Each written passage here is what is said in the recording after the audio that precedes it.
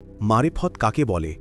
এই প্রশ্নের উত্তর এক মুরিদের জীবনেই এসে গিয়েছিল এক অলৌকিক ঘটনার মাধ্যমে। হজরত খাজা বাকি বিল্লাহ রাহমাতুল্লাহ আলাইহের এক মুরিদ একদিন বললেন, হুজুর, আমি অনেক দিন ধরে আপনার কাছে আছি, কিন্তু মারেফত কাকে বলে বুঝলাম না। হজরত খাজা বাকি বিল্লাহ রাহমাতুল্লাহ আলাইহি শান্তভাবে বললেন, তুমি কি মারেফত দেখতে চাও না শুনতে চাও? মুরিদ বললেন, হুজুর, আমি দেখতে চাই।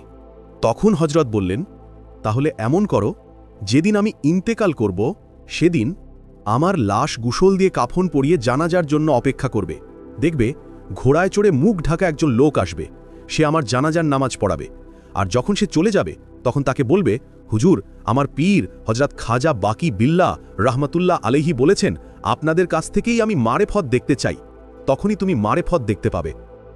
সময় গেল, হজরত খাজা বাকি বিল্লাহ রাহমাতুল্লাহ আলাইহি ইন্তেকাল করলেন। তার লাশ গোসল দিয়ে কাফন পরানো হলো।